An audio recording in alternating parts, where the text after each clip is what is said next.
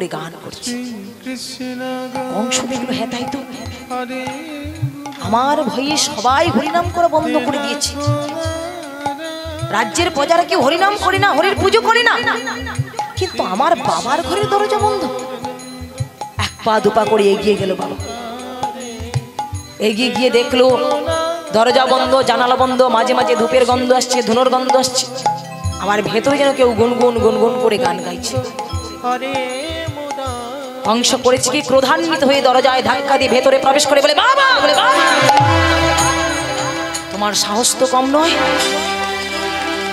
তুমি আমার বাড়িতেই বসে হরির পুজো করছো, হরির নাম করছো।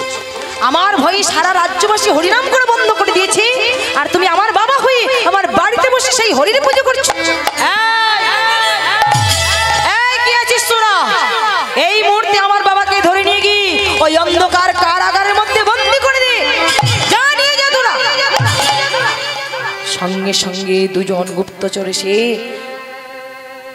উগ্রসেনের হাতটা ধরে টানতে টানতে টানতে টানতে নিয়ে চলে যাচ্ছে। উগ্রসেন বলে, ওরে, এমনি করে টানতে টানতে নিয়ে যেতে হবে না রে, আমার হাত ধরে টানতে টানতে নিয়ে যেতে হবে না, আমি এমনি যেতে পারবো, আমার হাতটা একটু ছেড়ে দে, আমার হাতটা একটু ছেড়ে দে, যাওয়ার খালি আমি আমার ছেলেটার সঙ্গে দুটো কথা বলে যাব, একটু হাতটা ছেড়ে দে। কংস, ওরে কংস, তুই আমায় কারাগারে পাঠাচ্ছিস? বল, তুই আমায় কারাগারে পাঠাচ্ছিস? ছেলে রেগে বলে, হ্যাঁ, তোমায় কারাগারে পাঠাচ্ছি। বাবা বলে, ওরে, আমি তো সেটাই জানতে চাইছি, তুই আমায় কারাগারে পাঠাচ্ছিস? কারাগারে, কারাগারে, কার আগারে, কার আগারে, বল বল, আমায় কার আগারে পাঠাচ্ছিস? কারাগারে পাঠাচ্ছিস আমায়? বলুন বাবা, ভক্তের ভাব কি আর দুরাচারী কংস বুঝবে? ছেলে ক্রোধান্বিত হয়ে বলে, বাবা, আজ থেকে ওই জেলের মধ্যে তুমি বন্দী হয়ে থাকবে, নিয়ে যা তোরা, আমার বাবাকে ধরে নিয়ে যা। টানতে টানতে নিয়ে গিয়ে অন্ধকার কারাগারের মধ্যে বন্দী করে দিল। সারা রাজ্যে সেই সংবাদটা ছড়িয়ে পড়ল। রাজ্যবাসী চিন্তা করলো, এ কেমন রাজা, হরিনাম করেছিল বলে, ভগবানের নাম করেছিল বলে রাজা হয়েও তার বাবাকেও তিনি ক্ষমা করেন, উগ্রসেনকেও কারাগারের মধ্যে বন্দী করে দিয়েছে। তাহলে যে রাজ্য থেকে আমরা হরিনাম করতে পারবো না, এমন রাজ্য থেকে আমাদের কি লাভ? বল, এই রাজ্য থেকে আমাদের কি লাভ? আমরা যদি হরিনাম করতে পারবো না, হরির পুজো করতে পারবো না, তাহলে এই রাজ্যেও আমরা থাকবো না, আমরা থাকবো না। চল, এই রাজ্য ছেড়ে আমরা অন্য রাজ্যে চলে যাই। লক্ষ্য করুন মায়েরা, রাজ্যবাসীরা রাজ্য ছেড়ে যেই না অন্য রাজ্যে যাওয়ার জন্য প্রস্তুত হয়েছে, সঙ্গে সঙ্গে খবর এলো মহারাজের কানে, মহারাজ, মহারাজ, সর্বনাশ হয়ে গিয়েছে, মহারাজ, সর্বনাশ। ওই যে আপনি আপনার বাবাকে কারাগারের মধ্যে বন্দী করেছেন, এই খবর পেয়ে সারা রাজ্যবাসী রাজ্য ছেড়ে অন্য রাজ্যে চলে যেতে চাইছে। এবার আপনি একটু ভাবনা চিন্তা করে বলুন, রাজ্যে যদি রাজ্যবাসী না থাকে, প্রজারা না থাকে, আপনি কাদের উপর শাসন করবেন?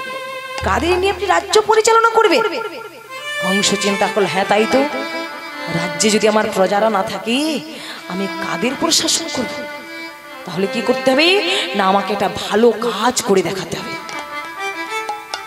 আজকে আমায় এমন একটা ভালো কাজ করতে হবে যা দেখে রাজ্যবাসীরা চিন্তা করবে আমি একজন ভদ্রলোক। ও মায়েরা, সেদিন কংস মহারাজ একটা ভালো কাজ করল। সেই ভালো কাজটা কি না, তার আদরের ভগিনীর সঙ্গে একজন বিষ্ণু ভক্তের বিবাহ দিয়ে দিলেন। ওই দেবী বীরের পুত্র বসুদেব, বসুদেবের সঙ্গে তার আদরের ভগিনী দেবকীর ঘটা করে বিবাহের আয়োজন করা হলো। সুন্দর করে প্যান্ডেল সাজানো হয়েছে, সবাইকে নিমন্ত্রণ করা হয়েছে, সবাই এসেছে সেই বিয়ের মণ্ডপে। আর এসে যেই দেখছে সেই অবাক হয়ে যাচ্ছে, একই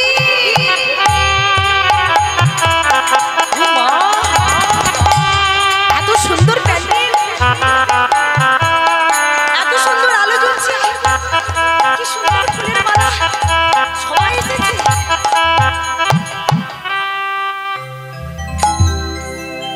আজ কি আনন্দ,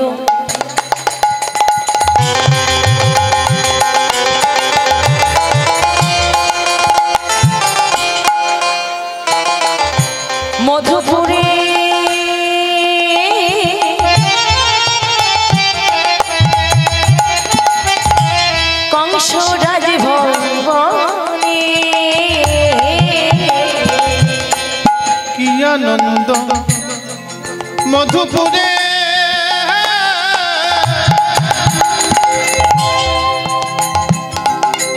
কংসরাজ ভবনে দেখিয়া ভগত গণে উলুধ্বনি করে আর দেখিয়া ভগত সবে উলুধ্বনি করে মণি মুক্তা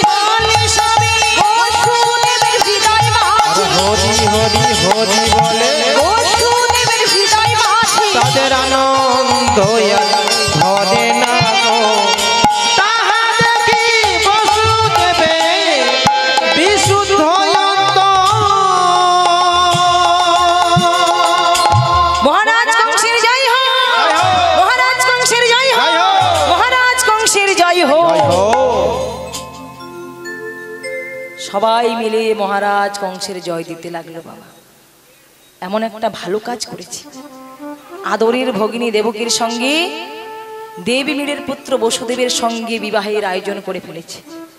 হ্যাঁ, ঘটা করে বিবাহ দিয়ে দিলেন বাবা।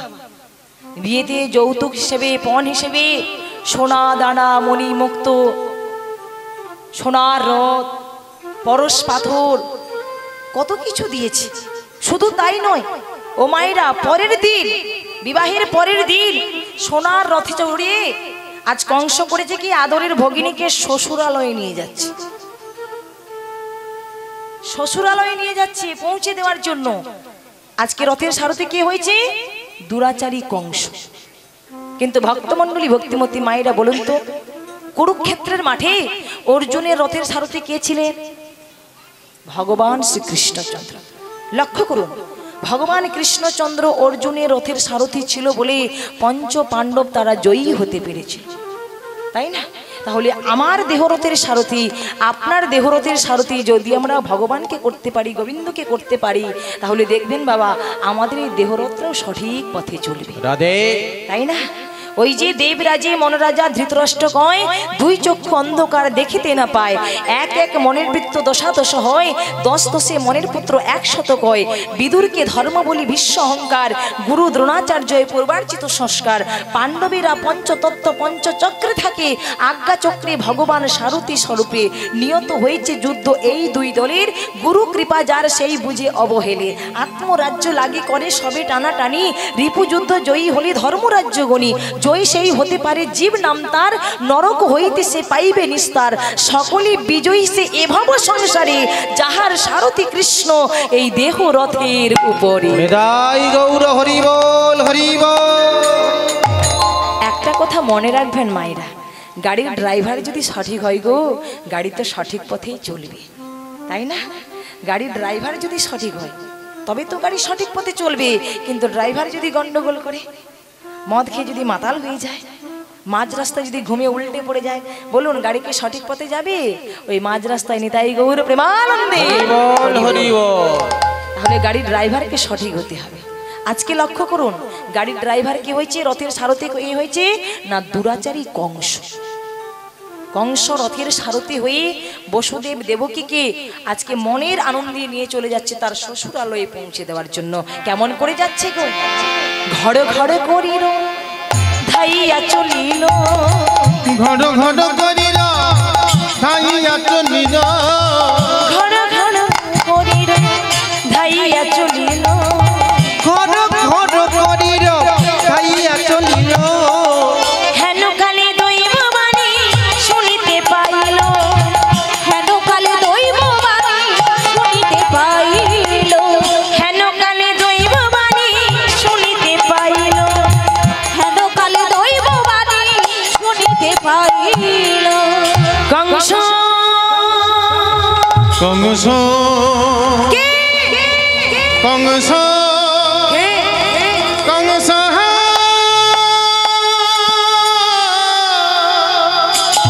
কার এত বড় সাহস কার এত বড় স্পর্ধা আমার সামনে দাঁড়িয়ে আমার নাম ধরে ডাকে কে বলো তুমি কে সাহস যদি থাকে সম্মুখে এসে দাঁড়াও বলো তুমি কে মহারাজ মহারাজ আমি হলাম নিয়তি নিয়তি কোথায় তুমি বলো তুমি কোথায় আমি তোমায় দেখতে পাচ্ছি না কেন বলো তুমি কোথায় রয়েছো আগে মহারাজ আমি তো আপনার সামনেই দাঁড়িয়েছি হ্যাঁ এ জগতে আমাকে তো কেউ দেখতে পায় না রাষ্ট্রপতিও দেখতে পান না প্রধানমন্ত্রীও দেখতে পান না সাধারণ মানুষ ওনারাও তো দেখতে পান না আপনি আপনার আমায় দেখবেন কি করে কিন্তু আমি যে আছি এ কথাটা সবাই জানে এখানে কেন এসেছো বলো নিয়তি এখানে তুমি কেন এসেছো আগে মহারাজ আমি তো ভাগ্যের বিচার করে বেড়াই তাই আজকে ডিউটিটা আপনার এখানে পড়েছে আমি এসেছি আপনার ভাগ্যের বিচার করবার জন্য কি বললে নিয়তি তুমি করবে আমার ভাগ্যের বিচার হ্যাঁ আরে তুমি করবে আমার ভাগ্যের বিচার নিয়তি তুমি কি আমার ভাগ্যের বিচার করবে আমার ভাগ্যের বিচার আমি নিজেই করতে জানি হ্যাঁ হ্যাঁ আমি নিজেই করতে পারি এই তো দেখো না সারা রাজ্যবাসী আমার কেমন দুর্নাম করছে কিন্তু আজকে এমন একটা কাজ করে দিয়েছি তাই সারা রাজ্যবাসী আমার জয়ধ্বনি দিচ্ছে আমার সুনাম করছে হ্যাঁ আমার সুনাম করছে আমার জয়ধ্বনি দিচ্ছে আর তুমি কি আমার ভাগ্যের বিচার করবে বলো তুমি আমার কি ভাগ্যের বিচার করবে মহারাজ মহারাজ আপনি যে আশায় বুক বেঁধে আপনার ভগিনীকে নিয়ে চলেছেন শ্বশুরালয়ে ওই ভগিনীর গর্ভের সন্তান হবে আপনার মৃত্যুর কারণ কি বললে নিয়তি কি বললে তুমি আমার ভগিনীর গর্ভের সন্তান হবে আমার মৃত্যুর কারণ না না এই হতে পারে না আমি বিশ্বাস করি না নিয়তি সত্যি করে বলো তুমি কি বলতে চাইছো মহারাজ আমার যেটা বলা কর্তব্য সেটাই বললাম এবার আপনি ভাবনা চিন্তা করে দেখুন কি করবেন আর কি না করবেন তবুও যখন জানতে চাইছেন তবে আমি বলছি আপনি ভালো করে একটু শুনুন মহারাজ মহারাজ তুমি যাহারে লইয়া আনন্দে মাতিয়া নগরে করেছ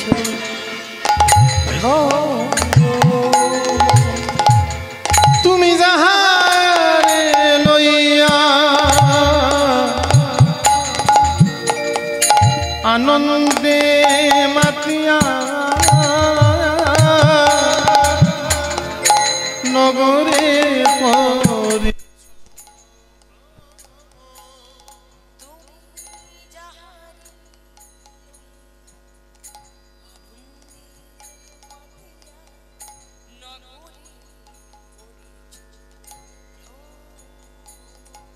তুমি যাহারে লইয়া আনন্দে মাতিয়া নগরে করেছ ভ্রমণ তার অষ্টম গরিবে সন্তান আসিয়া অষ্টম গর্ভে সন্তান আসিয়া অষ্টম গরিবে সন্তান আসিয়া বধিবে তোমার জীবন বধিবে তোমার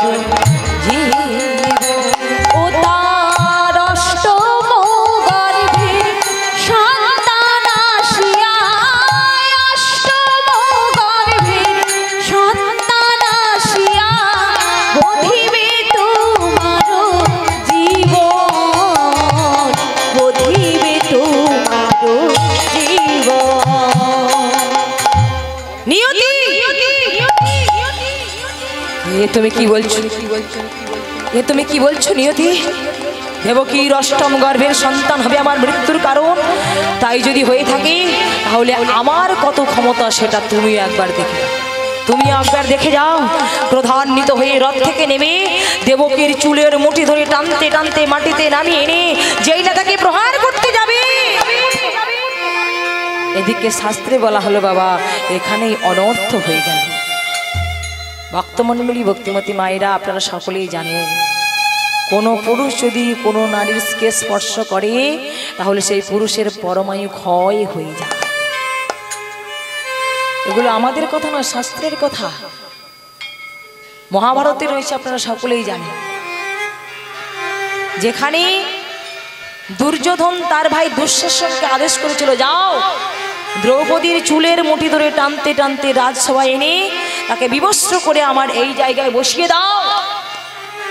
দাদার কথা মতো দুঃশাসন ক্রোধান্বিত হয়ে ওই দ্রৌপদীর চুলের মুঠি ধরে টানতে টানতে রাজসভায় এনে তার বস্ত্র বিবস্ত্র করেছিল বাবা, তাই না?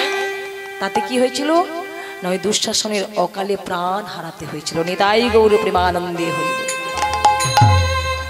আবার আপনারা সকলে লক্ষ্য করেন, সেই ক্রেতা যুগে রাবণ রাজা সীতামায়ের চুলের মুঠি ধরে টানতে টানতে রথের মধ্যে তুলেছিলেন, তাতেও কিন্তু শক্তি ক্ষয় হয়েছে। তবে ও মায়েরা, রাবণ রাজার কিন্তু দুটো কারণে শক্তি ক্ষয় হয়েছে, দুটো কারণে। এক সীতামায়ের চুলের মুঠি ধরবার জন্য, আর এক অহংকারের জন্য। অহংকারের জন্য তার শক্তি ক্ষয় হয়েছিল। যখন রাম রাবণের যুদ্ধ হচ্ছিল, খুব মন দিয়ে শুনবেন মায়েরা, খুব মন দিয়ে শুনবেন। রাম রাবণের যখন যুদ্ধ হচ্ছিল, যুদ্ধ করতে করতে করতে করতে যখন রাবণের অনেক সৈন্য সামন্ত পুত্র নাতি একে একে সবাই যখন বধ হয়ে যাচ্ছে, শেষ হয়ে যাচ্ছে, তখন একদিন রাবণ রাজা এসেছিল কার কাছে? গুরু শুক্রাচার্যের কাছে। এসেই বলেছিল, গুরুদেব আপনি এমন একটা বিধান দিন যাতে আমি রামকে পরাজিত করতে পারি, আপনি এমন একটা উপায় বলে দিন। তখন তিনি বললেন, দেখো বাবা রাবণ, একটাই উপায় রয়েছে, রামকে পরাজিত করবার জন্য একটাই উপায় রয়েছে। সেটা কি না, তুমি যদি একবার শিব ঠাকুরকে তার কৈলাস থেকে এনে তোমার লঙ্কাতে প্রতিষ্ঠা করতে পারো, তাহলে রামকে পরাজিত করতে পারবে না। যদি শিব ঠাকুরকে এনে তোমার লঙ্কায় প্রতিষ্ঠা করতে পারো, তাহলে তুমি যুদ্ধে রামকে পরাজিত করতে পারবে। যেই এই কথা বলেছে, রাবণ রাজা ছুটে চললো কোথায় না, শিব ঠাকুরকে আনার জন্য সেই কৈলাস। ও বাবা ঘুরে বেড়া শাড়ির পিঠে, ও বাবা ছুড়ে বেড়া শাড়ির পিঠে, ও বাবা বাজাই মশির সিং মশির সিং মশির সিং গো। মন্দিরে মন্দিরে বাবা বড়শি শিব গো, মন্দিরে বাবা বড়শি, মন্দিরে বাবা বড়শি শিব গো, মন্দিরে বাবা বড়শি। ও বাবা ঘুরে বেড়া শাড়ির পিঠে, ও বাবা ঘুরে বেড়া শাড়ির পিঠে, ও বাবা বাজাই মশির সিং মশির সিং মশির সিং গো। মন্দিরে মন্দিরে বাবা বড়শি শিব গো, মন্দিরে বাবা বড়শি, মন্দিরে বাবা বড়শি শিব গো, মন্দিরে বাবা বড়শি।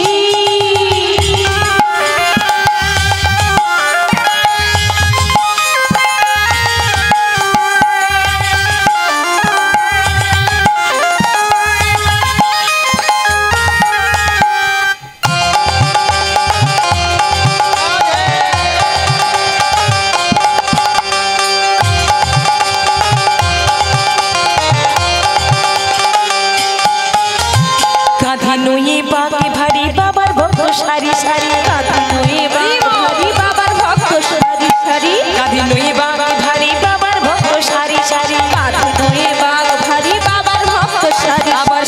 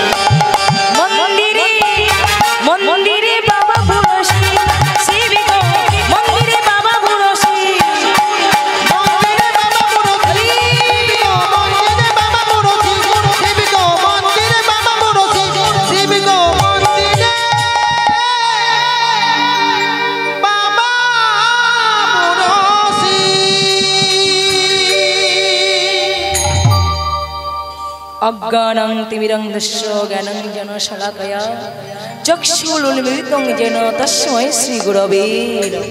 হরি বল হরি বল। ও মায়েরা, রাবণ রাজা এসে যেই না পরম বৈষ্ণব দেবাদিদেব মহাদেবের চরণে প্রণাম জানিয়েছে, শিব ঠাকুর তো দেখে অবাক, কি রাবণ তুমি হঠাৎ এখানে? হ্যাঁ, কি মনে করে এসেছো এখানে? তুমি কি মনে করে এসেছো? বলে গুরুজি, আমি এসেছি আপনাকে আমার লঙ্কাতে নিয়ে যাওয়ার জন্য। যেই এই কথা বলেছে, শিব ঠাকুর মনে মনে ভাবে সর্বনাশ সর্বনাশ, রাবণ যদি একবার আমাকে তার লঙ্কায় নিয়ে গিয়ে প্রতিষ্ঠা করে দেয়, তাহলে এই যুদ্ধে আমার প্রভু রামচন্দ্র তিনি তো পরাজিত হয়ে যাবে। তাই ছলনা করে বলছে, দেখো বাবা রাবণ, আমি এখন যেতে পারবো না, আমার এখন বিশেষ কাজ রয়েছে, তুমি পরে এসো, আমি সেদিন তোমার সঙ্গে যাব, আমি এখন একদম যাব না। রাবণ রাজা বলে, না না গুরুজি, আমি যখন এসেছি আজ আমি আপনাকে নিয়েই যাব, আমার সঙ্গে আপনাকে যেতেই হবে। শিব ঠাকুর যাবে না আর রাবণ রাজাও ছাড়বে না। অবশেষে হলো কি মা, শিব ঠাকুর ছলনা করে বলে, এই যে রাবণ বাবা, তুমি যে আমাকে নিয়ে যাবে, তুমি যে আমায় তোমার লঙ্কাতে নিয়ে যাবে, তা অতটা পথ আমি তো আর পায়ে হেঁটে যেতে পারবো না, আবার ষাঁড়ের পিঠে চড়েও যেতে পারবো না, অতটা পথ আমি যাবো কেমন করে? গুরুজি, আপনি চিন্তা করবেন, আপনাকে পায়ে হেঁটেও যেতে হবে না, আর ওই ষাঁড়ের পিঠে চড়েও যেতে হবে। তোমায় কাঁধে করে নিয়ে যাও, আমি কাঁধে করে নিয়ে যাব, আমি কাঁধে করে নিয়ে যাও, আমি কাঁধে করে নিয়ে যাব, লঙ্কায় প্রতিষ্ঠা করব, কাঁধে করে নিয়ে যাব, লঙ্কায় প্রতিষ্ঠা, আমি কাঁধে করে নিয়ে যাব, হরি কাঁধে করে নিয়ে যাব, লঙ্কায় প্রতিষ্ঠা আমি করব, কাঁধে করে নিয়ে যাব, লঙ্কায় প্রতিষ্ঠা করব। কাঁধে করে নিয়ে যাব, কাঁধে করে নিয়ে যাব। গুরুজি, আপনি চিন্তা করবেন না, আমি আপনাকে আমার কাঁধে করেই নিয়ে যাব। যেই বলেছে কাঁধে করে নিয়ে যাব, শিব ঠাকুর চিন্তা করলো সর্বনাশ, সত্যি সত্যি ও যদি আমাকে নিয়ে চলে যায়, তাহলে এই যুদ্ধে আমার প্রভু রামচন্দ্র হেরে যাবে। হ্যাঁ, তাহলে কি করা যায়? ছলনা করে বলছে, দেখো এই যে রাবণ বাবা, তুমি যে আমায় নিয়ে যাবে, আমি যে তোমার সঙ্গে যাব, তুমি যে আমায় কাঁধে করে নিয়ে যাবে, তা পথে যাওয়ার কালে আমাকে যদি তোমার ভারী মনে হয়, তখন তুমি কি করবে? বলে, না না, আপনি চিন্তা করবেন না, আমার কোনো ভারী মনে হয় না। রাবণ রাজার এমনই ক্ষমতা ছিল বাবা, বাম হাতে কৈলাস পর্বতকে তুলে দিত। হ্যাঁ, আপনি আমার ক্ষমতা জানেন না, আমি বাম হাতে সারা কৈলাস পর্বতকে তুলে দিই, আর আমি আপনাকে কাঁধে করে নিয়ে যেতে পারবো না? ঠিক নিয়ে যেতে পারবো, আপনি আমার কাঁধে বসুন, আমি ঠিক নিয়ে যেতে পারবো। যেই না কাঁধে বসিয়েছে, শিব ঠাকুর বলে, দেখো রাবণ, আমি তো যাব তোমার সঙ্গে, কিন্তু একটা শর্ত আছে, একটা শর্ত আছে, তুমি যে আমায় কাঁধে করে নিয়ে যাবে, আর রাস্তায় যাওয়ার কালে যদি সত্যি আমাকে তোমার ভারী মনে হয়, ভারী মনে করে তুমি আমাকে যেখানেই রেখে দেবে, আমি সেই স্থানেই থেকে রাধে, আমাকে ভারী মনে করে যেখানে তুমি নামিয়ে দেবে, আমি সেখানেই থাকবো, সেখান থেকে আর কোথাও যাব না।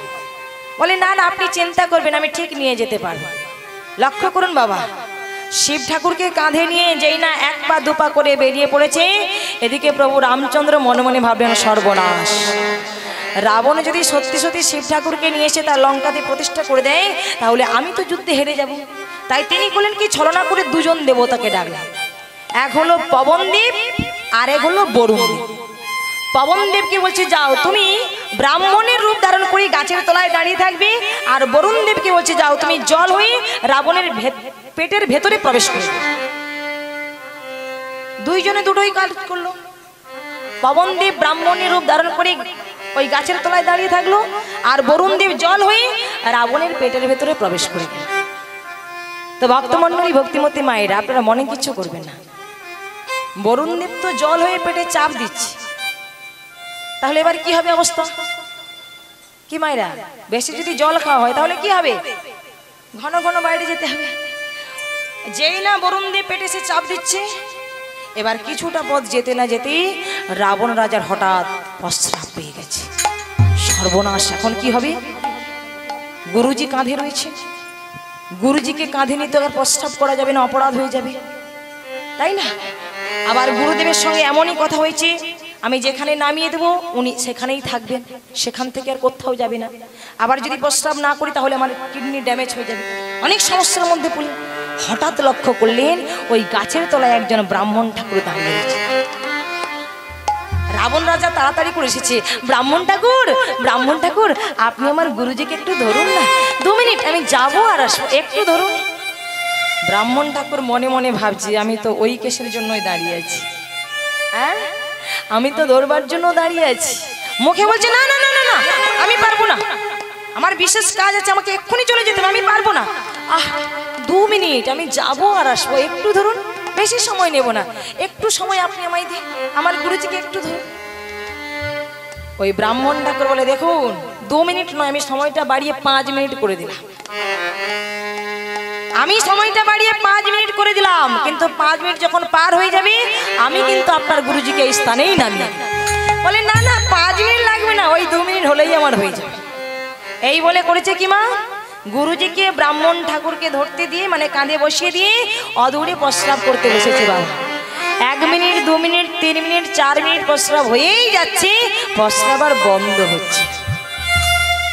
মনে মনে ভাবছে এত সময় ধরে প্রস্রাব হচ্ছে কেন, কি করে বন্ধ হবে? প্রস্রাবের মধ্যেও তো রাজনীতি ঢুকে গেছে, সেটা বুঝবে কি করে? রাধে রাধে। কিন্তু লক্ষ্য করুন মায়েরা, যখনই 5 মিনিট পার হয়ে গেল ওই ব্রাহ্মণ ঠাকুর শিব ঠাকুরকে সেই স্থানে নামিয়ে দিয়েছে। এবার যেই না নামিয়ে দিয়েছে এদিকে রাবণ রাজার প্রস্রাব বন্ধ হয়ে গেছে। হাতে মুখে জল দিয়ে যখনই এসেছেন আর এসেই দেখছেন তার শিব ঠাকুর গুরুজি একেবারে পাতালে চলে গেল, একেবারে পাতালে। অতল বিতল সুতল তলাতল রসাতল মহাতল পাতাল, চলে গেল পাতালে। রাবণ রাজা বলে প্রভু আমি এত কষ্ট করে আনলাম আর তুমি আমার সঙ্গে লঙ্কায় যাবে না? এমনই ক্ষমতা ছিল মা, শিব ঠাকুরকে পাতাল থেকে টেনে মাটি পর্যন্ত তুলেছিল, কিন্তু মাটি থেকে আর কাঁধে তুলতে পারল। এতটাই তার ক্ষমতা ছিল, রাবণ রাজা এতটাই ক্ষমতা ছিল, শিব ঠাকুরকে পাতাল থেকে টেনে মাটি পর্যন্ত তুললো, কিন্তু মাটি থেকে আর কাঁধে তুলতে পারল না। জায়গাটা কোথায় কোথায় মায়েরা জানেন আপনারা? ঝাড়খণ্ডের বদ্রীনাথ ধাম। সেখানে রাবণ রাজা শিব ঠাকুরকে পাতাল থেকে টেনে ওই মাটি পর্যন্ত তুলেছে।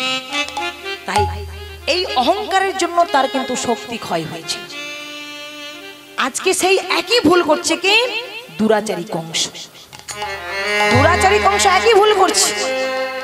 দৈববাণী শোনার সঙ্গে সঙ্গে, নিয়তির বাক্য শোনার সঙ্গে সঙ্গে ক্রোধান্বিত হয়ে রথ থেকে নেবে আদরের ভগিনী দেবকীর চুলের মুঠিটা ধরে টানতে টানতে মাটিতে নামিয়ে এনে যেই না তাকে প্রহার করতে যাবে, বসুদেব ছুটে এসে চরণ দুখানা জড়িয়ে ধরে বলে মহারাজ না নাই হতে পারি না, না নাই হতে পারি না,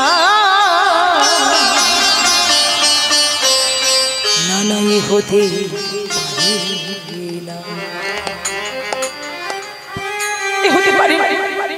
মহারাজ হতে পারি না। আপনি এমনি করে দেবকীকে আঘাত করবেন, ওকে প্রহার করবেন না মহারাজ।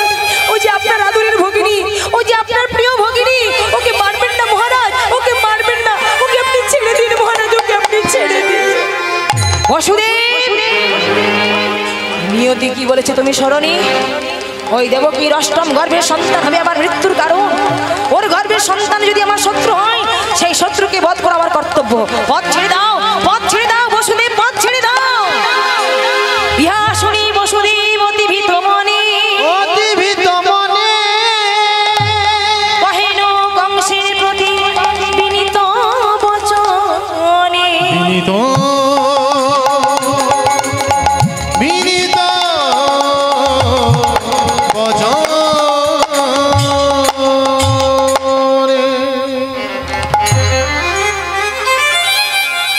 মহারাজ মহারাজ আপনি কি জানেন না?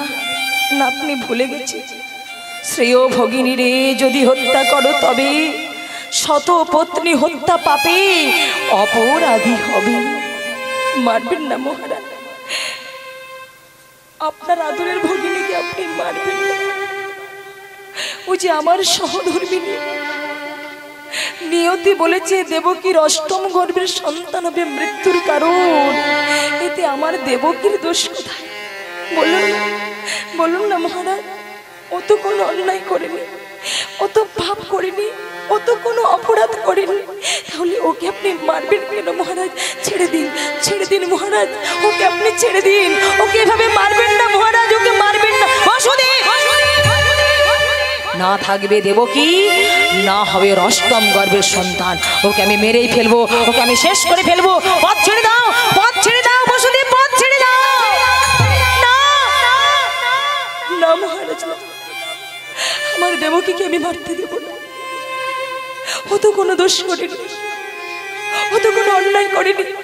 নিয়তি বলেছে ওর অষ্টম গর্ভের সন্তান হবে মৃত্যুর কারণ, তাহলে আপনি বিনা কারণে আমার দেবকীকে আঘাত করবেন কেন? ছেড়ে দিন মহারাজ, আমি আপনার হাতে ধরে বলছি, আমি আপনার পায়ে ধরে বলছি, আপনি ছেড়ে দিন মহারাজ, আপনি ছেড়ে দিন।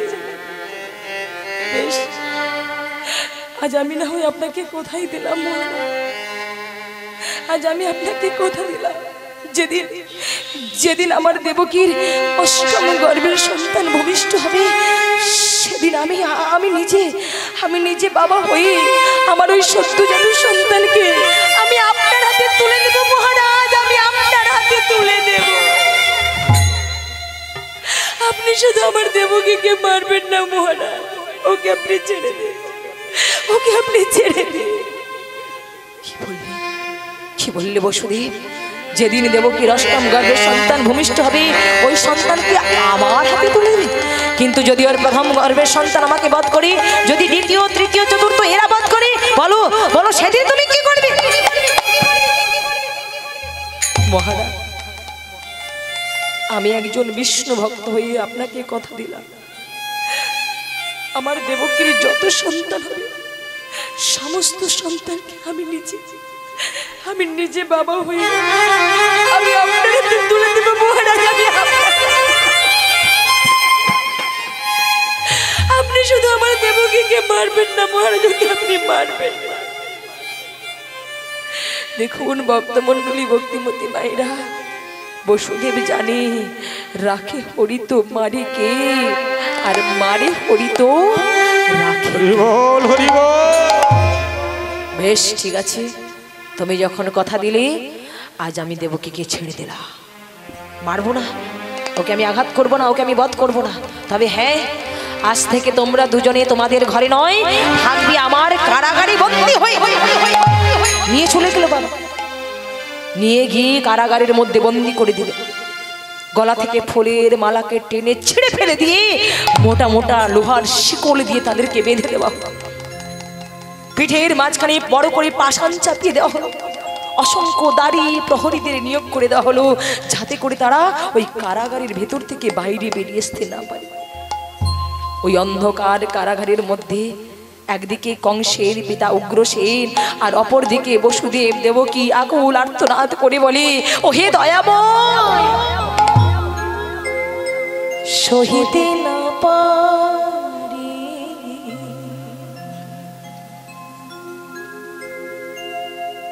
ভব ভয়হারি, এবারে কৃপা করে এসো এ ধরা। দয়াময়, কৃপা করে এসো এ ধরা। সহিতে না পারি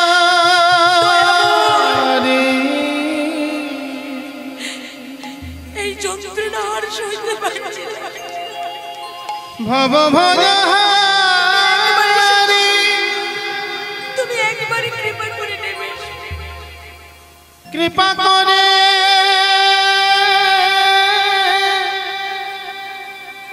এসো এ ধরা।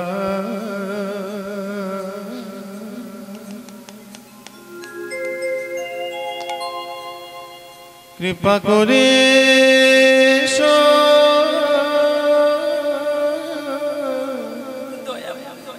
এ ধরা।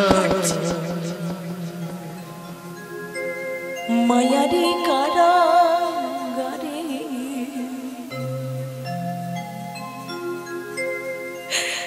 হাহাকারে করে কেঁদেছি আমি কত তবু না ধরে মায়ারি কারা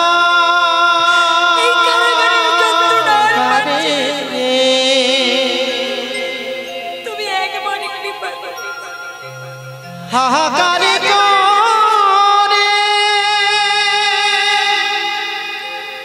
কেঁদেছি আমি কত তব নাম ধরে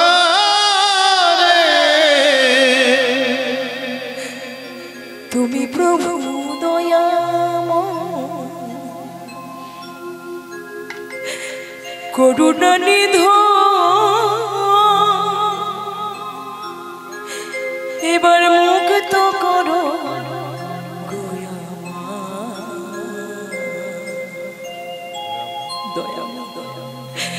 কৃপা করি এসো এ ধরা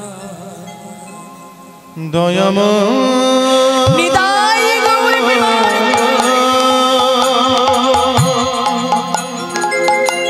কৃপাময়